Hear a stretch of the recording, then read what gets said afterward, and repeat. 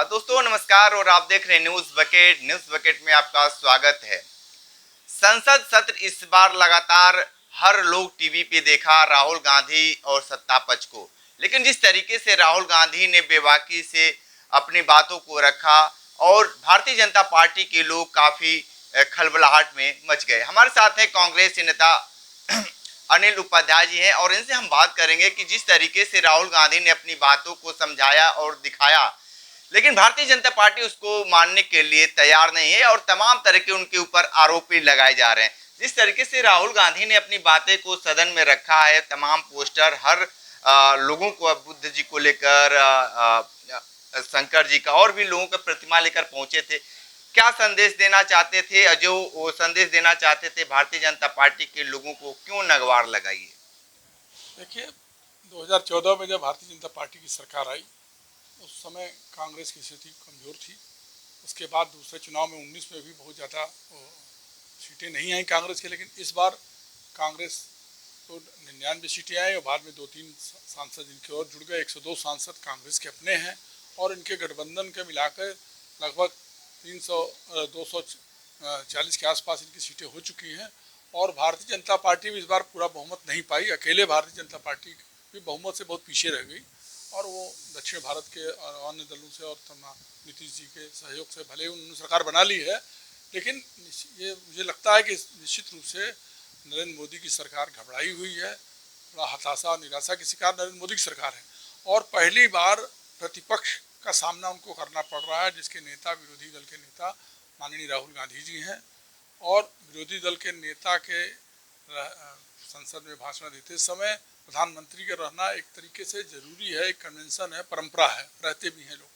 तो इस समय मोदी जी को सुनना पड़ा और राहुल जी ने इस अवसर का सही उपयोग किया और उन्होंने हिंदुत्व की, इस्लाम की, ईसाई धर्म की, बौद्ध धर्म की बहुत ही सारगर्भित ढंग से व्याख्या किया और सारी चीज़ों को स्पष्ट किया और सभी धर्मों के सकारात्मक पक्ष को, यहाँ तक इस्लाम के भी सकारात्मक पक्ष को उन्होंने बताया और ये बताया कि जो हिंदुत्व के नाम पर जो ठेकेदार बनी हुई पार्टियां हैं, या जो भारतीय जनता पार्टी या आरएसएस या नरेंद्र मोदी जी स्वयं, वो जो हिंदुत्व के नाम पर कट्टरता फैला रहे हैं और हिंदुत्व के नाम पर जो हिंसा हो रही है उसकी उन्होंने आलोचना किया। पिछले दिनों देखा गया, पिछले 5-7 वर्षों में तमाम जगह मॉब लिंचिंग हुई, तमाम जगह हुआ। ये ठीक है कि सभी धर्मों में किसी भी धर्म को हिंसा का अधिकार नहीं है और कोई भी धर्म हिंसा को प्रश्रय नहीं देता, और ख़ासतौर से हिंदू धर्म और हिंदू समाज तो बराबर सहिष्णु समाज रहा, सबको लेकर चलने की बात करता रहा। महात्मा गांधी ने भी सबको लेकर चलने की बात की थी, गौतम बुद्ध ने भी अहिंसा का समर्थन किया था। तो सभी लोग, कोई भी हिंसा का समर्थक नहीं है। उसको ये बात उन लोगों को अच्छी नहीं लगी मोदी जी को। मुझे लगता है पार्लियामेंट में ही जब राहुल गांधी बोल रहे थे उसी समय मोदी जी खड़े होकर बोलने लगे, प्रतिवाद करने लगे। तो राहुल गांधी ने जरूर कहा कि हिंदू का मतलब नरेंद्र मोदी नहीं होता, हिंदू का मतलब आरएसएस नहीं होता, हिंदू का मतलब भाजपा नहीं होता। बात वहीं ख़त्म हो गई। उन्होंने पर्टिकुलर इनको कहा, लेकिन उसको जनरलाइज करने के लिए, उनको हिंदू विरोधी घोषित करने के लिए ज़बरदस्ती इसको बात का पतंगड़ बनाया जा रहा है और जगह जगह प्रदर्शन और वो कराए जा रहे थे इनकी तरफ से। ये प्रायोजित है, एक तरीके से जानबूझ कर किया जा रहा है। अभी मैं अखबार पढ़ रहा था, उसमें मोदी जी ने बोला है, जगह हिंदुस्तान में ही आज मैं पढ़ रहा था, उन्होंने कहा कांग्रेस के मुँह में झूठ का खून लगा है। भाषा प्रधानमंत्री की भाषा नहीं है। आप एक तरफ कांग्रेस को करें झूठ का खून लगा, आप पे भी आरोप लगा देता कि आप झूठ की राजनीति करते हैं, झूठ की खेती करते हैं। यही बात जब गुजरात में जाके किसी समय सोनिया जी ने कुछ कह दिया था तो बहुत बुरा लगा था मोदी जी को और भाजपा को, है कि खून की खेती करते हैं। आप खुद बोल रहे हैं कि झूठ का खून लगाए। खून लगाने क्या मतलब, इस सब का क्या अर्थ है? झूठ का खून लगा, मैं कह रहा हूँ झूठ की राजनीति करते हैं आप, आपका राजनीति झूठ की, खून की राजनीति करते हैं। अगर आप पे कह दिया जाए तो आपको बुरा लग जाएगा। तो ये बात कोई मतलब नहीं है। लोकतंत्र में सभी पक्ष को, सभी दलों को अपनी बात को ठीक ढंग से रखने का अधिकार है। राहुल गांधी ने उसी अपने दायित्व का निर्वहन किया है और सही ढंग से बात को रखा है, लेकिन उसको बात का पतंगड़ बनाकर जानबूझ कर उसको स्वरूप को बिगाड़ा जा रहा है और अपने आप को ये हिंदुओं का ठेकेदार घोषित करना चाहते हैं कि मैं ही हिंदुओं का ठेकेदार हूँ। अरे सब लोग हिंदू के समर्थक हैं, हम लोग भी हिंदू। और हिंदू, मैंने पहले भी कहा, आपके चैनल पर भी बात हुई है हमारी, हिंदू कोई धर्म या जाति नहीं है अलग से। मैंने बार बार कहा, सिंधु घाटी की सभ्यता से, इंडस वैली सिविलाइजेशन से सिंधु से हिंदू बना। फारसी में चूंकि हिंदू ह शब्द स को ह बोलते हैं, इसलिए स से हिंदू बना दिया गया। तो सिंधु घाटी की सभ्यता के अगल बगल रहने वाले या सिंधु नदी के आर पार रहने वाले, इधर रहने वाले लोग सारे लोग हिंदू हैं। जो इस्लाम ग्रहण कर चुके वो भी हिंदू हैं, पुराने हिंदू हैं।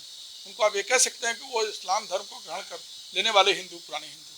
तो हिंदू कोई धर्म नहीं है, हमारा सनातन धर्म है, सनातन परंपरा है, हमारी सनातन संस्कृति है।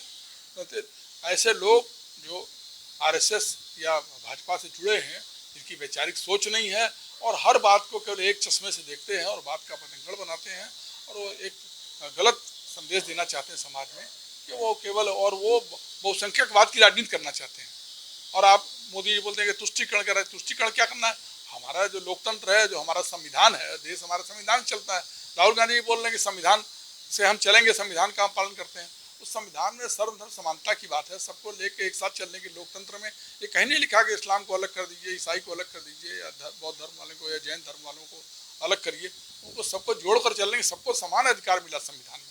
जब लोकतंत्र में सबको समान अधिकार है तो कैसे उनको अलग किया जा सकता है? आप केवल या, लेकिन ये इसका फायदा उठाना चाहते हैं भाजपा के लोग या मोदी जी कि हिंदुओं की संख्या भारत में ज़्यादा है तो बहुसंख्यकवाद की राजनीति कर रहे हैं। मैं तो आरोप लगा रहा हूँ भाजपा को सीधे कि बहुसंख्यकवाद क्या है। लेकिन जिस तरीके से राहुल गांधी की ये जो बातें कहने के बाद से भारतीय जनता पार्टी और हिंदूवादी संगठन लगातार उनके पुतले दहन कर रहे हैं, क्या दिखलाना चाहते हैं, क्या ये बताना चाहते हैं कि इस तरह की घटना को लेकर? ये उनकी हताशा है। अगर वो पुतला दहन कर रहे हैं, मैं समझता हूँ कि राहुल गांधी का महत्व दर्शाता है। राहुल गांधी के महत्व से डर गए हैं, राहुल गांधी से डरे हुए हैं लोग। राहुल गांधी ने यही बात कहा कि आप डरा रहे हैं, सबको डराना बंद करिए। किसी धर्म में किसी को डराने का अधिकार नहीं है। राहुल गांधी से डरे हुए हैं लोग। उनको डर है कि कहीं भविष्य में फिर राहुल गांधी बहुत मजबूती से उभरे। भले ही सरकार ये तोड़ जोड़ करके या तमाम जगह आरोप लगे हैं कि ईवीएम में भी गड़बड़ियाँ हुई, अभी भी हुई, इतने होने के बावजूद भी बहुत सी जगह 1500 वोट से हार गए, कहीं थोड़े 30-40 वोट से भी हारे हैं लोग। तमाम जिलाधिकारियों के माध्यम से मध्य प्रदेश में, चाहे उत्तर प्रदेश में भी, गोरखपुर में बांसगांव में हमारा प्रत्याशी बहुत 1000 वोट से हारा, कहीं 100-200 वोट से हारे हैं लोग। तो बहुमत भले बना लिए, बहुमत सरकार बना लिए, बहुमत तो नहीं आया, भाजपा का बहुमत नहीं आया। और ये कहते हैं कि कांग्रेस अकेले इतना पाई। अरे कांग्रेस ने भी अलायंस किया, अगर वो 28 पार्टी किया तो आपका तो 35 पार्टी से, लगभग 34-35 पार्टी से अलायंस है। तो भाजपा ने एक एक सदस्य आपके हैं, उनके अलायंस है। कांग्रेस का तो मुख्य अलायंस सपा से, बसपा सपा से, और महाराष्ट्र में उद्धव ठाकरे के, और आपके बिहार में मान लीजिए लालू यादव की पार्टी से, ये 3-4 पार्टियों से। ममता बनर्जी से भी कोई तालमेल नहीं बन पाया था बहुत ज़्यादा। तो कांग्रेस का तो 3-4-5 पार्टियों से मेनली अगर देखा जाए तो इनका तो कम से कम 35-38 पार्टियों से अलायंस है। छोटे छोटे तमाम दल इससे जोड़ रखे हैं। लेकिन आप कांग्रेस के लारो, पहले भाजपा जब आई और जनसंघ जब बना तो आपने जनता पार्टी से मिलकर बनाया सरकार। उसके बाद आपकी 2 सीटें आई थी। आज आप मजाक उड़ा रहे हैं कि 99-100 सीटें आई हैं, है ना? आपकी कितनी आई हैं? लेकिन ये बताइए कि जिस तरीके से मोदी जिस तरीके से राहुल गांधी को बच्चे बता रहे हैं, वो कह रहे हैं कि अभी उनके पास बोलने की क्षमता नहीं है, सदन में बता रहे हैं। सबसे ज़्यादा अगर भाजपा या आरएसएस अगर डरती है किसी से तो वो नेहरू गांधी परिवार से डरती है। और गांधी का फोबिया है इनके ऊपर, राहुल गांधी का भी फोबिया इनके मन में हो चुका है। वो जानबूझ के आरएसएस ने और बीजेपी ने और मोदी की सरकार ने करोड़ों रुपया, हजारों करोड़ रुपया खर्च किया केवल राहुल गांधी को डिफेम करने के लिए, उनको पप्पू घोषित करने के लिए। राहुल गांधी को तो पप्पू नहीं बना पाए, लेकिन अपने फेंकू जरूर बन गए आप। और आप अपनी हर चीज़ फर्जी तरीके से चलाना और बोलने वाला।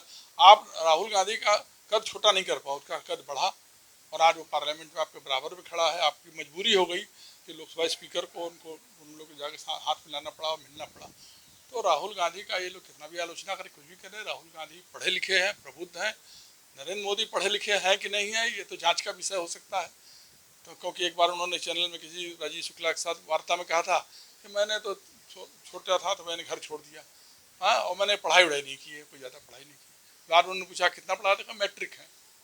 पहले मैट्रिक थे और जब प्रधानमंत्री बन गए तो आपका ग्रेजुएशन की भी डिग्री आ गई है, पोस्ट ग्रेजुएशन की भी डिग्री मिल गई आपके पास। तो क्वेश्चन मार्क तो आपके नाम खड़ा है।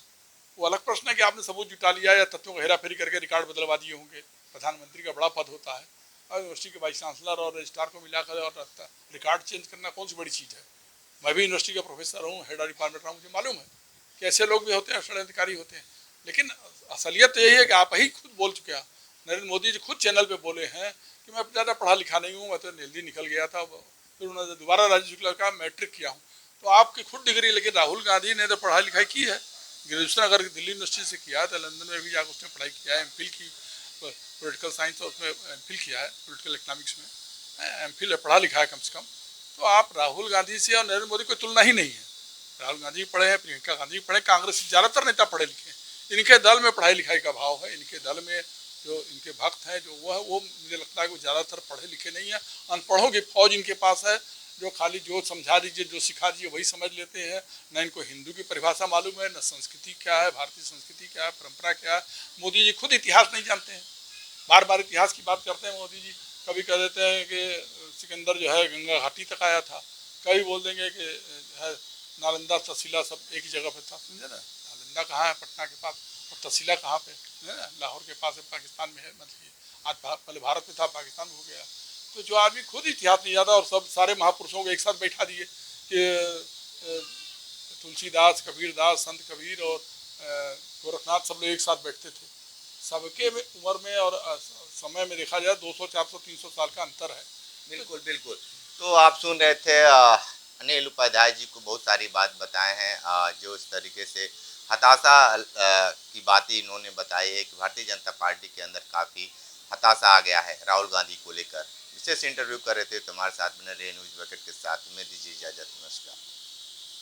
पेश है न्यूज बकेट हिंदी मासिक पत्रिका। पढ़ें इस महीने की पूरी खबर विस्तार से हमारे न्यूज बकेट की मैगजीन में। हमारी ई मैगजीन को मुफ्त में पढ़ने के लिए अभी लॉगिन करें www.newsbucket.in पर। इसके अलावा रोज की ताज़ा खबरों के लिए हमारे YouTube चैनल को तुरंत सब्सक्राइब करें।